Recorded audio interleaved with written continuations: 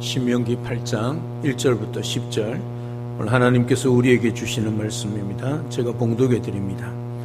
내가 오늘 명하는 모든 명령을 너희는 지켜 행하라. 그리하면 너희가 살고 번성하고 여호와께서 너희의 조상들에게 맹세하신 땅에 들어가서 그것을 차지하리라. 내 하나님 여호와께서 이 40년 동안에 내게 광야길을 걷게 하신 것을 기억하라. 이는 너를 낮추시며 너를 시험하사 내 마음이 어떠한지 그 명령을 지키는지 지키지 않는지 알려 하심이라.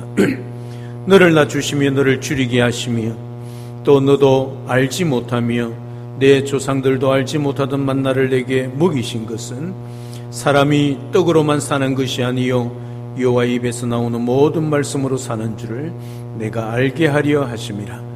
이 40년 동안에 내 의복이 헤어지지 아니하였고 내 발이 부르트지 아니하였느니라.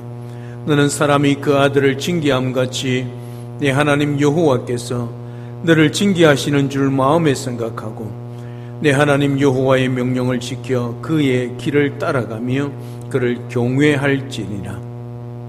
내 하나님 여호와께서 너를 아름다운 땅에 이르게 하시나니 그것은 골짜기든지 산지든지 시내와 분천과 샘이 흐르고 밀과 보리의 소산지요 포도와 무화과와 석류와 감람나무와 꿀의 소산지라.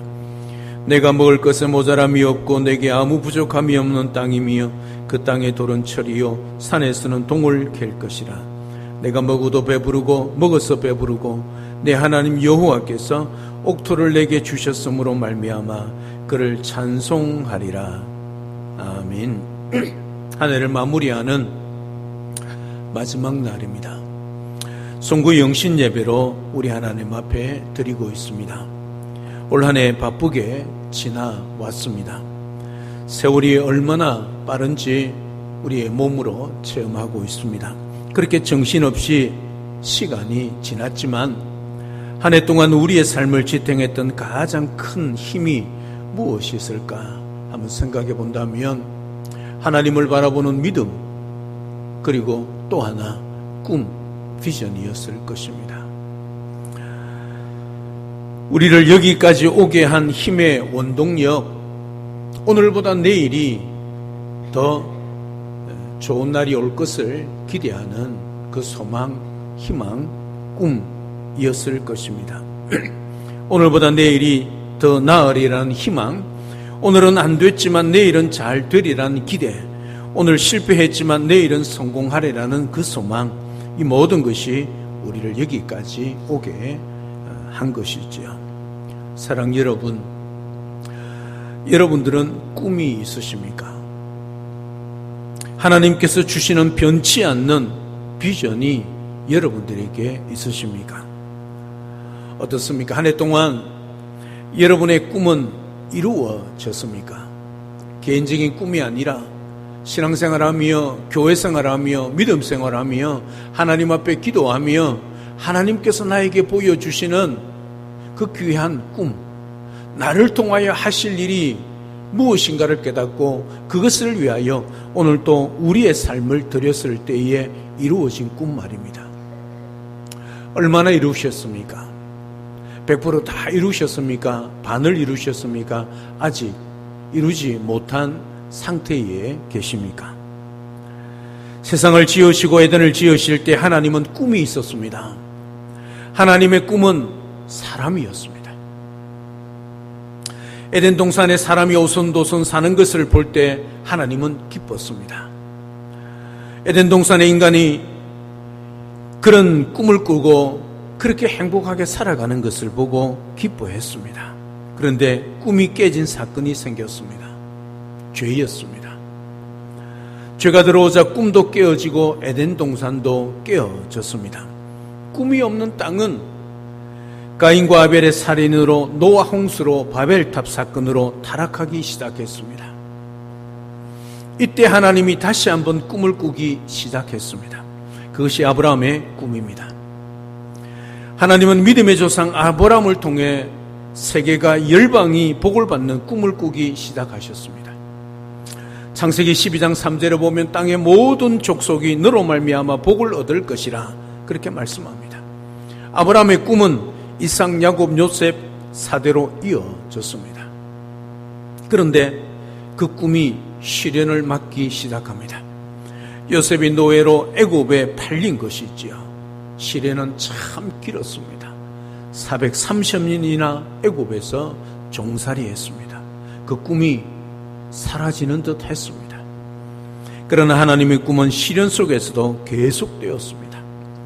백성을 가나안 땅으로 데리고 가겠다는 꿈은 애굽의 바로도 홍해 바다도 광야도 막지 못했습니다. 왜냐하면 하나님이 꾸는 꿈이고 하나님이 이루시는 꿈이시기 때문입니다. 그래서 하나님이 호렙산 떨기나무에서 모세에게 나타났습니다.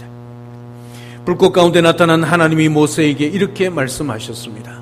출애굽기 3장 8절에 보면 내가 내려가서 그들을 애굽인의 손에서 건져내고 그들을 그 땅에서 인도하여 아름답고 광대한 땅, 젖과 꿀이 흐르는 땅, 곧 가나안 족속, 헷 족속, 아모리 족속, 브리스 족속, 히위 족속, 여부스 족속의 지방에 데려가려 하노라 그렇게 말씀하고 있습니다. 하나님은 모세에게 다른 이야기 하지 않았습니다. 꿈 이야기 했습니다. 내가 아브라함을 통해서 이루려고 했던 꿈, 비록 400년 동안 지체되었지만 내가 다시 시작하려 한다. 아브라함을 통해 시작한 꿈 너를 통해 이루려고 한다. 그러니 이제 백성들을 데리고 홍해를 건너라. 그리고 광야를 건너라. 그리고 가나안으로 가라. 그것은 내가 일찍이 아브라함을 통해서 꿈꿔왔던 젖과 꿀이 흐르는 땅이다. 하나님으로부터 꿈을 전수받은 모세는 백성들을 데리고 광야로 떠납니다. 그리고 40년이 지났습니다. 길고 긴 광야를 거의 지나 이제 멀리 가나안 땅이 보이는 요단강에서 하나님은 다시 꿈을 말씀하십니다. 저 강을 건너 내가 약속하고 젖과 꿀이 흐르는 땅 너희에게 준 땅을 정복하라 그렇게 말씀합니다. 그리고 그렇게 기대하고 원하던 하나님의 나라를 그곳에 세우셨다 그렇게 말씀하고 있습니다. 사랑 여러분, 여러분의 삶도 하나님이 꿈꾸시는 위대한 꿈의 한 부분에 있다고 정말 여러분은 믿고 살아가셔야 합니다. 하나님이 나를 통해서 하나님의 꿈을 이루고 있다는 사실을 믿고 살아가야 합니다. 다시 말하면 우리가 이 땅에 살아가는 우리의 모든 삶은 하나님의 나라의 삶이요, 하나님이 이 땅에 살아가면서 주의 복음을 위한 삶을 살기를 원하기 때문에 우리는 지금도 하나님의 나라의 꿈을 꾸고 그 하나님의 나라의 비전을 가지고 살아가는 존재란 것이지요. 2024년 마지막 날은 하나님이 이루시는 꿈의 한 중간 지점에 있는 것이지요. 우리는 마치 이스라엘 백성들처럼 뒤로는 광야를 바라보고 앞으로는 가나안 땅을 바라보는 중간 지점에 있습니다. 뒤를 보고 앞을 보면서 우리가 어떻게 하느냐에 따라 꿈을 이루기도 하고 못하기도 하지요. 여기서 머물 수는 없지 않습니까?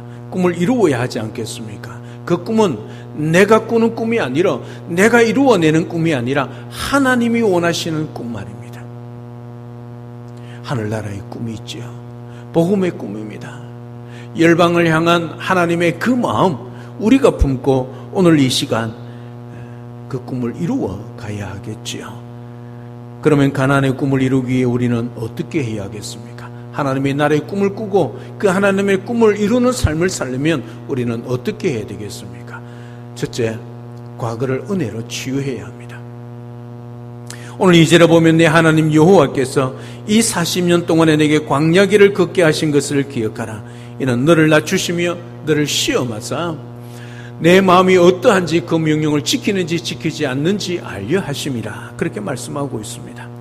이스라엘 백성이 앞으로 남은 꾼 비전을 이루기 위해 먼저 필요한 것은 과거의 실수와 상처를 잘 치유하는 것이었습니다.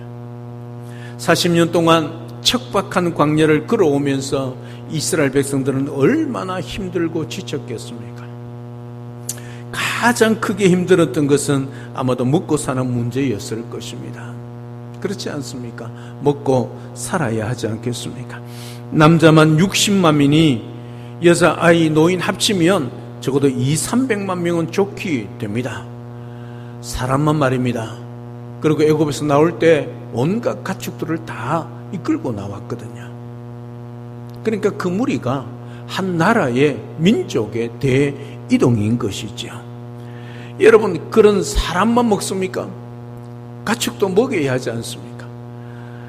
그들을 먹이기 위해 얼마나 많은 빵이 있어야 했겠습니까? 얼마나 많은 음식이 있어야 했겠습니까? 얼마나 많은 물이 있어야 하고 얼마나 많은 채소와 고기가 있어야 하겠습니까? 40년입니다. 그런데 광야에는 아무것도 없었습니다. 가고 가도 햇빛만 쨍쨍 내리쬐는 곳, 광야는 정말 힘들고 피곤한 곳이지요. 한 해 동안 우리가 겪은 고통의 대부분도 마찬가지지 않습니까? 먹고 사는 문제의 고통 아닙니까? 취업 문제, 직장, 사업, 먹고 사는 문제가 쉬운 문제는 아니지요. 오죽하면 사람이 스스로 생을 마감하겠습니까? 또한 광야의 상처는 인간관계에서 옵니다. 일반적으로 사람들이 만나는 사람들은 매일매일 바뀌지 않습니까? 대체적으로 말입니다. 그런데 광야는 어떻습니까? 200만 명 그 사람들이 함께 움직이고 함께 생활합니다. 성경을 보면 지파별로 움직입니다. 지파 내에서도 가문별로 움직이고 가족별로 텐트를 치고 가족별로 움직입니다. 싫은 사람을 매일 만나야 하는 고통이 얼마나 크겠습니까? 여러분, 살아가면서 사람이 부딪힐 때 불편한 거, 또 서로 싸우는 것이 한두 건이었겠습니까? 그 상처는 늘 가까운 사람에게서 받지 않습니까? 그리고 또 하나의 광야의 고통은 외로부터 받은 고통이었습니다. 이스라엘 백성은 광야에서 여러 족속의 공격의 주 대상이었습니다. 수백만 명이 대이동을 했습니다. 그 누구인들 견제하지 않았겠습니까? 그것도 자기 나라 땅을 통과하겠다는 이스라엘을 말입니다. 레비딤에서 아말렉의 공격을 받았지요. 요르단에서는 에돔의 공격을 받았습니다. 모압에서는 발람의 저주가 있었지요. 수많은 대적, 수많은 방해꾼들 때문에 여러 번 그들의 길이 막혔습니다. 그래서 민수기 21장 4절에 보면 백성이 호로산에서 진행하여 홍해길로 쫓아 에돔 땅을 둘러 행하려 하다가 길로 인해 백성의 마음이 상하니라, 그렇게 말하고 있습니다. 지름길로 가면 되는데 온갖 방해들이, 나라들이, 대적들이 방해를 하고 막고 있으니 둘러가야 되니 얼마나 힘듭니까? 그래서 그들의 마음이 상한 것이지요. 사랑 여러분, 한 해 동안 인생의 길에 고달픈 삶으로 인해 마음이 상한 적이 많았지 않습니까? 가려는 목적지가 뻔히 보이는데 갑자기 방해꾼이 나타나 길을 막지 않았습니까? 직장의 문도, 사업의 문도, 건강의 문도 막힌 적이 한두 번이 아니었지 않습니까? 그래서 마음이 많이 상했지 않았습니까? 그것이 올 한 해 우리가 당한 고통과 상처입니다. 참 어떻게 이런 고통을 참고 여기까지 왔는지 우리 스스로를 봐도 용하다는 생각이 들 정도지 않습니까? 그러나 우리가 여기서 머물기를 원치 않는다면 우리는 이 과거에서 떠나야 합니다. 과거에서 떠나는 가장 좋은 방법은 과거를 직면하는 것이지요. 어차피 과거는 우리 인생의 한 페이지에 기록된 것, 없어지라고 해서 없어지는 것이 아니지요. 싫다고 해서 사라지는 것이 아닙니다. 그렇다면 용감하게 직면해야지요. 받아들일 것은 받아들이고 용서할 것은 용서하고 잊어야 할 것은 잊어야 합니다. 사랑 여러분, 잘 있는 은혜가 여러분들에게 있기를 주님의 이름으로 축복합니다. 어제 당한 마음의 상처, 밤에 잠자고 나면 잊어버리는 은혜가 있기를 주님의 이름으로 축복합니다. 우리 힘으로는 안 됩니다. 주님의 은혜가 있어야 합니다. 은혜는 돌의 색이고 상처는 모래의 색이란 말이 있지 않습니까? 남이 나에게 잘한 것은 오래오래 기억하십시오. 남이 나에게 준 상처는 빨리 잊으십시오. 쉽게 되지 않겠지만 말씀을 의지하여 상처를 치유하십시오. 잊어버리는 것이 과거를 치료하는 방법입니다. 과거를 치유하는 또 하나 방법이 용서지요. 누구나 과거가 있지만 과거가 나의 미래를 발목 잡게 해서는 아니 됩니다. 과거를 잊고 용서하시고 그렇게 새해를 맞이하는 복된 우리 모든 성도님들 되시기를 주님의 이름으로 축복합니다. 비전 꿈을 이루기 위해서 둘째, 현재를 하나님의 눈으로 해석하십시오. 꿈을 향해 나아갈 때 우리 앞을 가로막는 또 하나의 장애물은 현재입니다. 과거는 우리에게 상처를 주지만 현재는 우리에게 고통을 줍니다. 이스라엘 백성들이 그랬습니다. 40년 광야를 지나면서 많은 고생을 했습니다. 그래서 2절을 보면 이는 너를 낮추며 너를 시험하사 3절에 너를 낮추시며 너를 줄이게 하시며라고 말씀하고 있습니다. 이스라엘 백성은 광야에서 힘들고 굶주렸습니다. 4절에 보면 의복이 헤어지고 발도 부르트는 그런 광야길이지만 40년 동안 하나님께서 그리하지 않도록 했기 때문에 그들이 발이 부르트지 않고 의복이 회부이 찢어지지 않았지요. 사실은 그 광야길은 의복이 헤어지고 발이 부르트는 길입니다. 모든 백성이 육체적 정신적으로 고통을 당했지요. 마치 사람이 징계를 받는 것과 같았습니다. 그래서 5절에 보면 너는 사람이 그 아들을 징계함 같이 내 하나님 여호와께서 너를 징계하시는 줄을 마음에 생각하고 말씀하고 있습니다. 문제는 왜 이렇게 고난을 당했는가 하는 것입니다.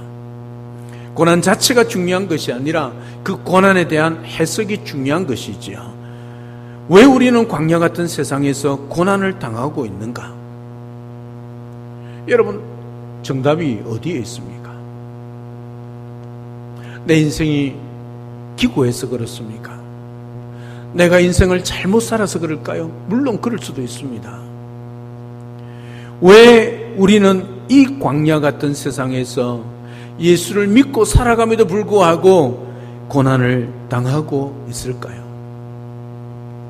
내 눈으로 보면 고생입니다. 고통입니다. 그러나 하나님의 시각으로 보면 그것이 훈련이지요. 광야는 홀로 있는 곳입니다. 광야는 외로운 곳입니다. 그래서 누구를 의지할 수 없는 곳입니다. 둘러봐도 아무도 없습니다. 그때에 우리가 할 일은, 우리의 훈련은 위로 하나님을 바라보는 훈련을 하는 것이 광야지요. 징계는 곧 훈련입니다. 훈련은 하나님이 우리를 힘들게 하는 첫 번째 이유입니다. 그래서 징계하기 때문에 그 징계가 고통이고 아픔이고 그리고 고난을 당하게 된다는 거지요. 훈련과 함께 또 다른 하나의 이유는 경외입니다. 6절을 보면 내 하나님 여호와의 명령을 지켜 그의 길을 따라가며 그를 경외할지니라. 왜 광야길을 허락하시는가? 철저하게 하나님을 의지하고 하나님을 경외하게 하기 위하여 하나님이 광야를 허락하신다는 사실이지요. 우리에게 고난과 고통을 허락하게 하신다는 거지요. 하나님을 알고 그를 경외하는 것이 우리 고난의 최종 목적이란 겁니다. 그래서 고난을 주시는 것이 그것이 끝이 아니란 거지요. 하나님은 우리를 미워서 싫어서 우리에게 고난을 주시는 것이 아니라 마지막에 그 고난을 통과했을 때, 광야를 통과했을 때 하나님이 어떤 분이고 우리 인생을 어떻게 인도하셨는가를 믿고 바라보고 경외하는 것이 최종 목적이란 말씀이지요. 훈련과 경외, 이것이 오늘 우리 현실의 삶에서 당하는 고난의 이유입니다. 오늘 말씀 신명기 8장 1절부터 10절에서 하나님 여호와란 단어가 우리 한글 성경에는 그렇게 나오지 않지만 원문을 보면 무려 8번이나 나옵니다. 거의 매절에 한 번씩 나온다 해도 과언이 아닙니다. 여러분, 이것은 무슨 뜻일까요? 확실하고 분명합니다. 오늘 본문의 광야, 징계, 고난이 아니란 것이지요. 하나님이란 사실입니다. 그 모든 상황, 그 모든 과정을 하나님이 다 허락하시고 인도하셨다는 사실이지요. 그럼에도 불구하고 우리의 눈에는 광야, 우리의 눈에는 징계, 우리의 눈에는 고난이 보이는 것이지요. 먼저 들어오는 것입니다. 그러나 하나님이 그 모든 역사를 주관하고 계시고 하나님이 친히 먼저 말씀하시고 인도하시고 역사하고 있다는 사실이지요. 사랑하는 여러분, 이스라엘 백성이 거친 마른 광야의 길을 걷게 된 것은 하나님의 징계, 즉 하나님의 훈련과 하나님의 경외하기 위한 사실입니다. 오늘 송구 영신 예배를 드리는 우리에게도 동일합니다. 인생의 광야길에서 만나는 모든 고난은 단 하나도 예외 없이 하나님의 훈련입니다. 징계를 통한 연단입니다. 그것을 통해 하나님을 경외하는 법을 배우게 되는 것이지요. 이것이 우리의 삶의 모든 것들, 일들, 사건들을 하나님의 시각으로 바라보며 깨닫는 훈련을 해나가야 하는 이유입니다. 광야, 우리 인생길에 때로는 우리를 홀로 두게 하시는 이유는 단 하나입니다. 하나님을 의지하고 믿음으로 살게 하여 그 하나님을 경외하기 위한, 우리 인생의 목적대로 살기 위한, 그래서 오늘 또 우리가 이 땅에 살아갈 때 하나님의 나라의 꿈을 꿀 때 그 꿈을 이루기 위해서 우리에게 당하는 고난, 징계는 하나님의 또 다른 축복이라는 사실을 우리가 기억해야 한다는 사실이죠. 2025년도를 맞이하면서 앞으로 당할 모든 일들 가운데 좋은 일 있을 겁니다. 행복한 일 있을 겁니다. 찬양하고 감사할 일 많을 것입니다. 반면에 그 못지않게 우리에게 고통과 고난과 아픔과 눈물이 때로는 찾아올 때가 있을 것입니다. 그때가 하나님이 우리와 함께 하셔서 광야를 잘 통과하도록 또 훈련시켜서 더 하나님을 의지하고 경외하게 하는 자로서는 그런 복된 우리 모든 성도님이 되면 참 좋겠습니다. 그리고 모든 것을 다 하나님의 시각으로 바라보며 해석하여 믿음의 훈련을 잘 받아 더욱더 하나님을 경외하고 섬기는 그런 복된 새해를 맞이하는 우리 모든 성도님들 되시기를 주님의 이름으로 축복합니다. 비전 꿈을 이루기 위해서 세 번째 마지막으로 미래의 꿈에 집중하셔야 합니다. 과거의 상처를 치유하고 현재의 고난을 하나님의 시각으로 보기 시작하면 그때부터 미래가 보이기 시작합니다. 과거가 발목을 잡고 현재의 장애물이 미래를 가로막을 때는 미래가 보이지 않습니다. 그러나 과거를 은혜로 현재를 선물로 받으면 미래는 하나님의 약속이 됩니다. 오늘 7절 8절에 보면 내 하나님 여호와께서 너를 아름다운 땅에 이르게 하시나니 그것은 골짜기든지 산지든지 시내와 분천과 샘이 흐르고 밀과 보리의 소산지요 포도와 무화과와 석류와 감람나무와 꿀의 소산지라, 그렇게 말씀하고 있습니다. 여기 중요한 단어가 뭡니까? 아름다운 땅이란 겁니다. 사실 이스라엘 유대 땅은요, 아름답다는 말에 대체적으로 동의할 수 없습니다. 여러분, 유대 땅은요 거의 대부분이 광야여 사막입니다. 산도 거의 없습니다. 그런 땅이 아름다운 땅이라고요? 성경이 분명하게 그렇게 기록을 하고 있습니다. 이스라엘은 온통 바위와 돌이고 날씨마저 덥습니다. 호수라고 해야 갈릴리가 유일하고 숲으로 덮인 산이 거의 없습니다. 그러나 하나님의 시각으로 보면 그 모든 것이 아름답다는 사실이죠. 하나님의 말씀에 근거하여 보면 그 모든 것이 아름답습니다. 왜 그럴까요? 돌과 그리고 바위들이 많고 모래가 많은 땅인데, 물도 적어서 식물도 제대로 자라지 않는 땅인데 그 땅이 왜 아름다운 땅일까요? 첫째, 하나님께서 그렇게 말씀하셨기 때문입니다. 두 번째, 그 땅 가운데 하나님이 함께 하시기 때문이죠. 하나님이 그 땅으로 인도하시고 동행하시고 그 땅에서도 이른 비와 늦은 비를 통해서 하나님께서 먹이시고 입히시고 살리신다는 것을 말씀하고 있기 때문이지요. 사랑 여러분, 우리 인생길이 때로는 광야로서 풍성한 것도 많지도 않고 돌과 바위가 많고 모래가 많아 제대로 된 우리 인생에 펼칠 수 없는 그런 현실이 닥친다 할지라도 기억하십시오. 하나님이 우리 인생을 아름답다고 말씀하고 계십니다.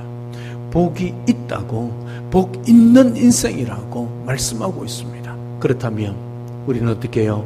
아멘하고 살면 우리 인생이 아름답고 복 있는 인생, 복 받은 인생으로 살아가게 되는 것이지요. 여러분, 마치 청명한 날씨에 빨간 선글라스를 끼면, 여러분 선글라스를 끼는 순간에 세상이 어떻게 보이지요? 어떻게 보이나요? 제가 빨간 선글라스로 그랬습니다. 그러면 세상이 어떻게 보이지요? 다 빨갛게 보이겠죠. 빨간 선글라스가 안 그러겠습니다. 빨간 선글라스로 그랬습니다. 그러나 세상이 다 빨갛게 보이겠죠. 그와 같은 것입니다. 여러분, 세상은 어떤 상황, 우리 형편은 어떤 상황인지 몰라도 우리가 하나님의 믿음의 안경을 끼면 세상이 어떻게 해요? 다 아름답게 보이고 복 있는 사람으로, 복 받은 사람으로 그렇게 살아가게 된다는 사실이죠. 꿈, 비전은 미래를 아름답게 보는 것입니다. 하나님의 눈으로 메사를 보면 아름답습니다. 똑같은 사물도 아름다워집니다. 꿈은 생각의 변화입니다. 하나님의 생각에 내 생각을 일치하면 아름다운 생각이 되는 것이지요. 사랑 여러분, 돈을 번다는 것, 얼마를 많이 버는가, 그 자체는 비전이 아닙니다. 꿈이 아닙니다. 그러면 비전이 무엇이겠습니까? 적어도 우리가 하나님의 나라의 백성으로 살아가고 하나님의 나라의 꿈을 꾸고 하나님의 나라의 비전을 가지고 살아가는 사람으로서 비전이 뭔가 물으면 여러분들은 뭐라고 대답하시겠습니까? 여러분 꿈과 여러분의 비전은 무엇입니까? 돈 많이 버는 것입니까? 공부 잘해서 1등하는 것입니까? 좋은 직장, 최고의 직장에 들어가는 것입니까? 여러분, 그거는 꿈입니다. 꿈과 비전은 그런 것이 아니죠. 그 자체는 비전이 아닙니다. 그러면 비전이 무엇입니까?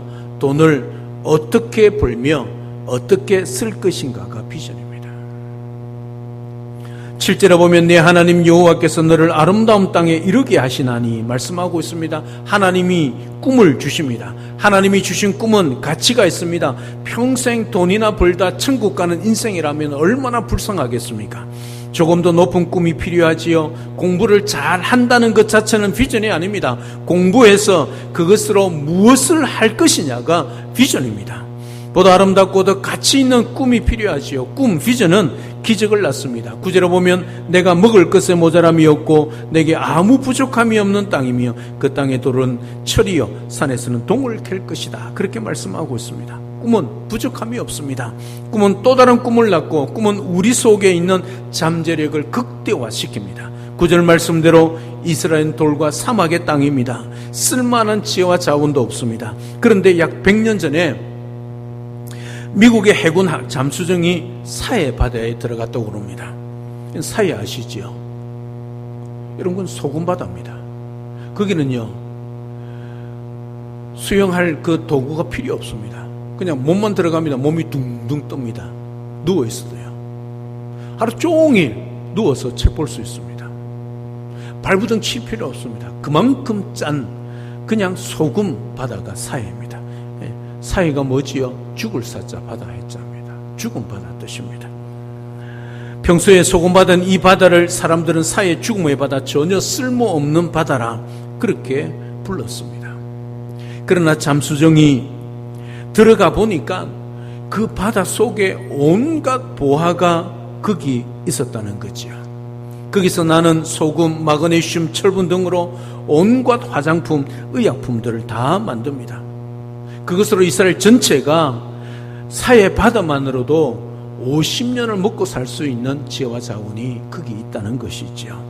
없는 것이 아니죠. 꿈을 가지면 그 안에 잠재력이 있습니다. 내가 먹는 것에 모자람이 없다. 꿈속에는 기적이 있는 것입니다. 10절에 내가 먹어서 배부르고 내 하나님 여호와께서 옥토를 내게 주셨으므로 말미암아 그를 찬송하리로다. 그렇게 말씀하고 있습니다. 꿈은 반드시 하나님과 연결되어 있습니다. 하나님이 주시고 하나님이 이루시며 하나님께 감사하도록 그렇게 만든다는 것이죠. 꿈의 마지막 특징은 마침내입니다. 오늘 16절에 보면 내 조상들도 알지 못하던 만나를 광야에서 내게 먹이셨나니 이는 다 너를 낮추시며 너를 시험하사 마침내 내게 복을 주려 하심이니라. 그렇게 말씀하고 있습니다. 왜 마침내일까요? 모든 꿈은 마땅히 대가가 필요하지요. 대가를 지불한 꿈은 언젠가는 반드시 이루어진다는 뜻입니다. 꿈은 반드시 대가를 지불하고 마지막에 이루어진다는 거지요. 여러분, 광야의 훈련을 잘 통과하면 마침내 하나님께서 우리에게 복을 주십니다. 이 마침내 단어를 다른 단어로 바꾸어 사용할 수 있습니다. 반드시란 단어지요.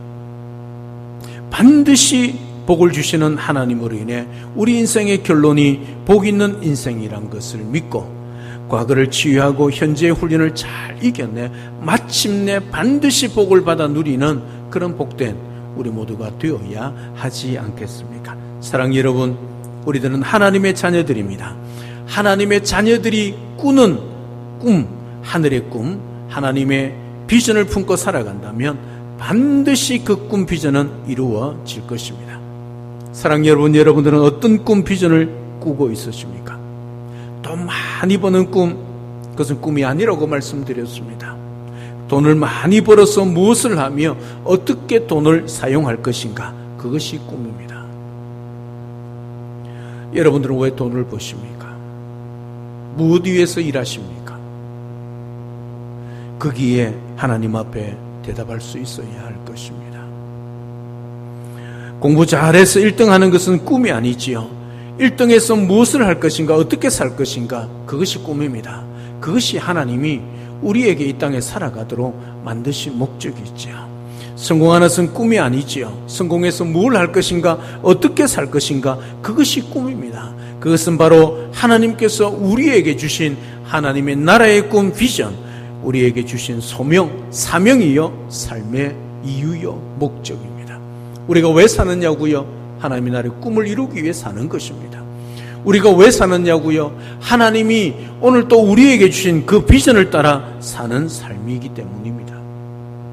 2025년을 맞이하는 이 시간, 부디 여러분은 위대한 하나님의 나라의 비전과 하나님의 나라의 꿈을 꾸며 그 꿈을 이루는 삶을 살아내는 복된 한 해가 되시기를 주님의 이름으로 축복합니다. 내가 돈을 많이 벌어서, 내가 공부를 잘해서, 내가 성공을 해서 이런 일을 하겠습니다. 이렇게 살아가겠습니다. 하나님의 영광을 위하여, 하나님의 나라를 위하여 내가 그렇게 살아가겠습니다. 꿈꾸고 비전을 품고 달려가는 복된 한 해가 되시기를 주님의 이름으로 축복합니다. 세상 것에 허덕이지 마시고 이 위대한 원대한 하나님의 나라의 꿈, 다른 거 없습니다.